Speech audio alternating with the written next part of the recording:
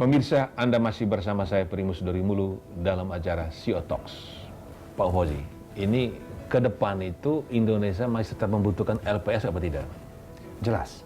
Tetap dibutuhkan? Jelas. Mengapa harus tetap dibutuhkan LPS ini? Karena begini, coba bayangkan jika tidak ada lembaga yang menjamin deposito dan simpanan masyarakat.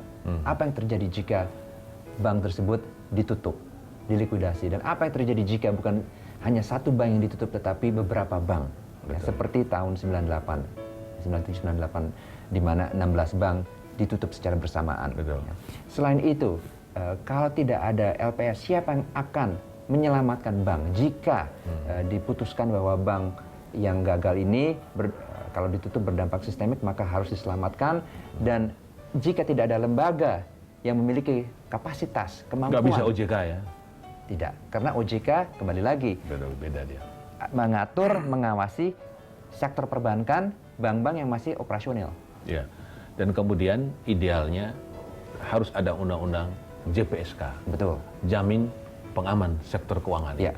Nah, ini draft pun sudah masuk ke DPR ya. Betul, dalam proses masuk, dan mudah-mudahan di semester kedua tahun 2015 ini undang-undang tersebut bisa direalisasi karena memang ini sudah bagian dari prolegnas. Ya. Nah, kalau kita masuk counter, kita lihat ada suku bunga bank yang bersangkutan, udah ada juga suku bunga penjaminan. Betul. Nah, kata pengamat ini, mestinya suku bunga LPS itu di bawah BI rate. Itu gimana? Tapi sekarang kan di atas BI rate ya? Betul. Itu gimana? Memang, pada kita kepingin supaya suku bunga jangan terlalu tinggi. Kadang-kadang LPS rate di atas BI rate, kadang-kadang BI rate di atas LPS rate. Nah, kita harus membedakannya.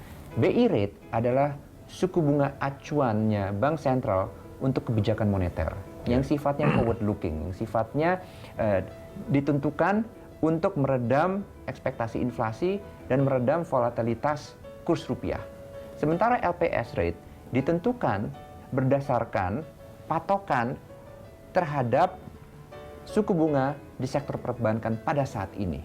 Sehingga suku bunga LPS hanya mencerminkan suku bunga deposito di perbankan pada saat ini. Ya, memang BI rate dan LPS rate dalam jangka panjang akan bergerak di arah yang sama, namun tidak selalu di level yang sama. Kalau sekarang kenapa dia di atas BI rate? Karena memang suku bunga deposito di sektor perbankan walaupun turunnya tidak banyak, belum bisa menjustifikasi LPS untuk memangkas LPS rate. Nah, jika BI rate dipangkas lagi dan suku bunga deposito turun lagi, otomatis ruang untuk LPS rate diturunkan semakin besar. Ke depan sampai akhir tahun idealnya BI rate stay atau turun atau bahkan naik dengan kondisi ekonomi kita, perbankan kita. Kalau kita melihat bagaimana rupiahnya sempat melemah setelah BI rate dipangkas, dan kita melihat bagaimana setelah Bank of Korea memangkas suku bunga acuan mereka, Korean won melemah. Memang ada risiko jika BI rate dipangkas lagi, rupiahnya akan melemah. Apalagi ada ekspektasi suku bunga US dollar akan dinaikkan di semester kedua tahun 2015 ini. Apalagi defisit neraca transaksi berjalan Indonesia masih besar. Masih besar. Nah, Anda sudah 4 bulan di sini ya. Nah, ini bagaimana perbedaan dengan posisi Anda sebagai ekonomis? Saya sangat-sangat beruntung karena LPS memiliki ketua Dewan Komisioner yang sangat berpengalaman, yang juga memiliki pengalaman menghadapi krisis finansial tahun 2008, menghadapi isu senturi. Saya juga beruntung karena pendahulu saya, Bapak Tiko, sangat-sangat capable. Saya beruntung karena Dewan Direksi, Direktur Eksekutif, Direktur Grup sangat-sangat capable. Mayoritas mereka adalah pendiri LPS dan mereka mengerti sekali cara LPS beroperasi. Mereka sangat-sangat mengerti bagaimana meredam kepanikan masyarakat dalam krisis.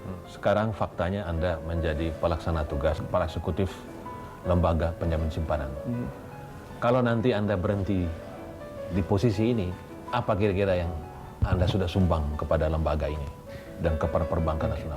Yang saya inginkan, tentunya yang juga diinginkan oleh kawan-kawan di LPS adalah dalam waktu 3-4 tahun ke depan berdasarkan Undang-Undang JPSK, apalagi jika goal di DPR, LPS memiliki kemampuan untuk menyelamatkan bank bukan saja melalui penyertaan modal sementara seperti apa yang dilakukan oleh LPS terhadap Bank Senturi, tetapi melalui opsi lainnya, misalnya purchase and assumption, pendirian bridge bank, dan lain-lain. Ini sangat penting. Apa itu purchase and assumption?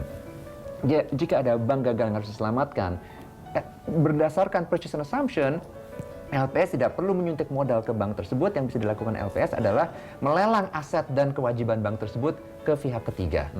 Sehingga tidak perlu mengeluarkan uang. Betul. Itu bisa terjadi ya? Bisa terjadi. Nah, dengan bridge bank, LPS bisa membentuk suatu wadah baru, lalu aset yang baik dari bank tersebut, bank yang gagal tersebut, dan kewajibannya dipindahkan ke bridge bank, aset yang buruk tetap di bank yang lama, lalu bank lama dilikuidasi, sementara bank yang baru ini bisa dijual ke investor. Jadi opsi-opsi ini yang harus dikembangkan oleh LPS 2-3 tahun ke depan. Dan itu terjadi di negara-negara lain ya? Kalau kita melihat di Amerika Serikat, sejak adanya krisis global tahun 2008, hampir semua penyelamatan bank di Amerika Serikat yang dilakukan oleh FDIC, Federal Deposit Insurance Corporation, dilakukan melalui purchase and assumption. Pemirsa, demikian perbincangan saya dengan Fauzi Iksan, pelaksana tugas Kepala Eksekutif Lembaga Penjamin Simpanan. Ke depan, lembaga ini tetap ada. Bukan hanya untuk menjaga stabilitas perekonomian, tetapi juga untuk memberi rasa aman kepada para penyimpan, kepada Anda semua. LPS, sahabat Anda semua. Kita jumpa lagi pada Sio Talks berikutnya.